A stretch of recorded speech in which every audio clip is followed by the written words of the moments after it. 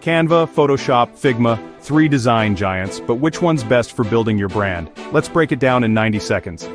Need speed and simplicity? Canva is your go-to. Easy drag and drop tools. Tons of templates. Perfect for beginners and small businesses.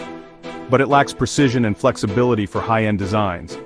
Photoshop is the gold standard for pro designers. Full control over visuals. Advanced editing tools. Ideal for photo-heavy branding. The trade-off? Steeper learning curve and slower for everyday tasks. Figma shines in collaboration and interface design. Web-based and team-friendly. Best for UI, UX, wireframes and prototypes. Scales well for growing brands. But not ideal for printing or raster-heavy work. Bottom line? Canva fast and easy. Photoshop, deep control. Figma, best for teams in digital design.